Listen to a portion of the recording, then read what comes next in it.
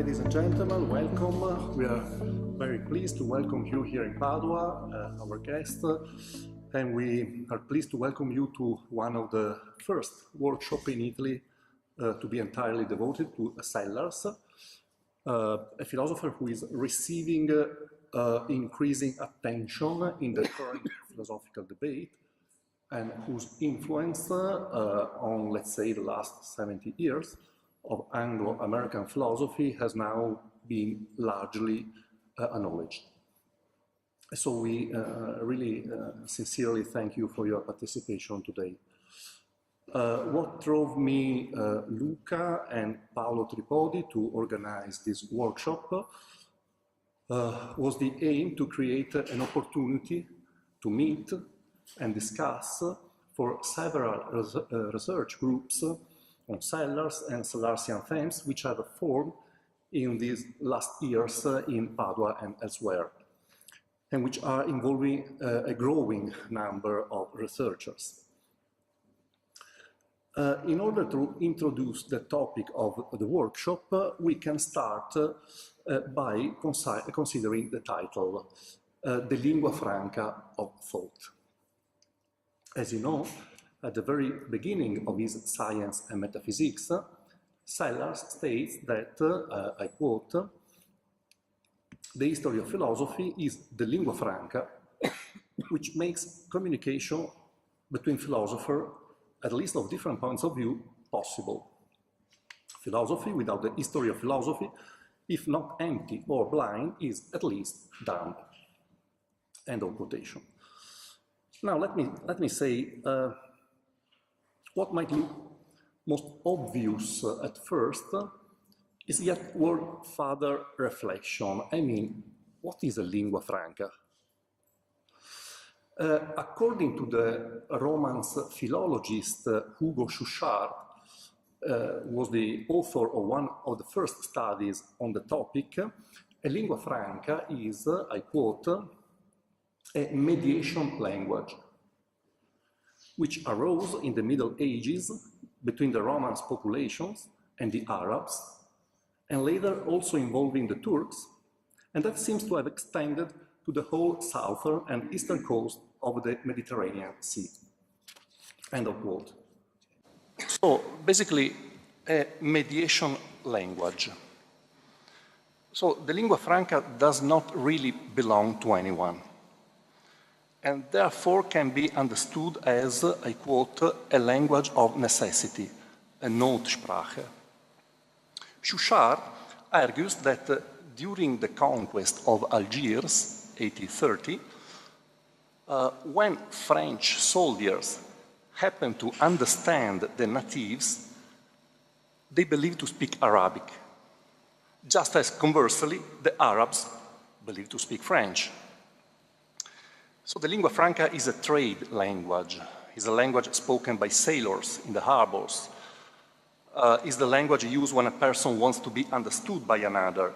And such a language is employed in this context because it has a simplified grammar structure, a kind of heterogeneous vocabulary, a compact dimension, and yet it presents a very peculiar feature. It exhibits a remarkable semantic fluidity. Now, these characteristics are important not only for understanding the very notion of lingua franca, but also for addressing those problems, both practical and theoretical, that emerge when Sellars uses such expression in relation to philosophy. The lingua franca of philosophers is not created by philosophers themselves. This means that no one has it as a private possession. Rather, it is a language that is always available to philosophers when they want to make themselves understood by their colleagues eventually. Sellars says, this is the funny thing about philosophy. Despite everything, all philosophers live in the same world, whether they believe it or not, and we often think they do not believe it. It has to be said that in some sense, any lingua is for Sellars a lingua franca, insofar as it always belongs to an intersubjective dimension. But the lingua franca, which is identified by Sellars specifically for philosophers, is the history of philosophy. And let me say, honestly, only Sellars could conceive such an idea, at least within the American philosophical context of his time. Because if we look, even if cursorily, at metaphilosophical debates animating the American scene from, let's say, the 30s to the 50s, it's easy to recognize a shared concept of philosophy that did not envisage relations between philosophy and the history of philosophy.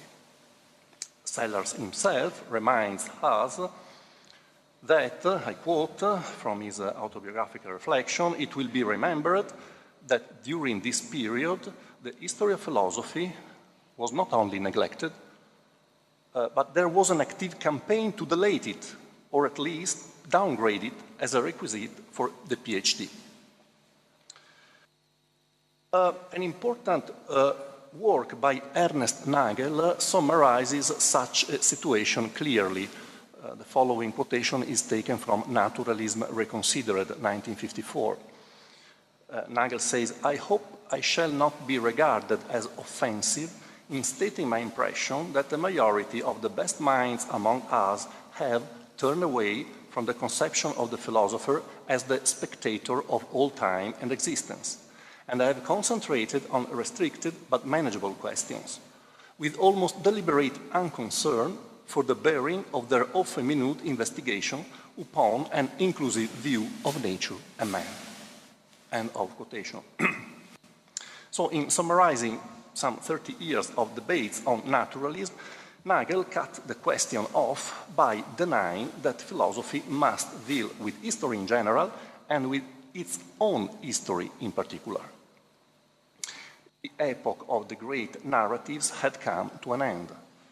The faith in a basic plan of the universe had vanished, as well as the era of metaphysics and teleology. Time, Sellars was writing, all of this had long been established because the moment had come for philosophy to become a proper scientific discipline, following the model, of course, of the natural sciences. From this point of view, Sellars opposed the mainstream analytic approach, according to which the great historical and philosophical system of the past were, if not completely useless, at least accessory. Sellars said, "I soon came to see that a dialectical use of historical position is the most reliable way of anchoring arguments and making them intersubjectively available." Yet we believe it would be a mistake to argue that for Sellars the history of philosophy is a mere means of communication. Because to affirm this would result in downplaying what is at stake to the discovery of the best way to translate our ideas into this idiom. Rather, we believe that for Sellars the relation between philosophy and the history of philosophy is far more complicated. On the one hand, concepts, problems, and theories have a history which is often semantically stratified and almost never linear in its development. On the other hand, this history is not rigid or unchanging. Instead, it is a material that is fluid enough to allow everyone to adapt and express their own personal thoughts. History of philosophy not only resolves the problem of communication among different languages, but also makes possible the very production of conceptual diversity. That is the production of such different points of view as embodied by different philosophers. And it applies especially to Sellars, because on the one hand, his philosophical thought arises from a continuing confrontation with the classical thinkers. So just think of Kant, for example. On the other hand, Sellars' thought allows for a kind of re-reading and a re-elaboration of such classics through the very same ideas which have previously been drawn from them. In Sellars, therefore, the relation between philosophy and the history of philosophy is sustained by several strong theses, both implicit and explicit, that we could rightly define as metaphilosophical. question of the lingua franca of thought holds together all these dimensions. Philosophy expresses itself using a language that is the product of historical sedimentation, and yet, at the end of the day, this plastic material is the only resource we have for understanding both ourselves and our reference to the world. So the aim of this workshop is to reflect on this cluster of theoretical problems in order to investigate Sellars' thought from a perspective that is still underexplored. And also because Sellars' ideas seem particularly fruitful with respect to many contemporary philosophical and meta-philosophical debates. So that was our grounding idea. So I thank you all for your participation, and now let's play the game. Thank you, everybody.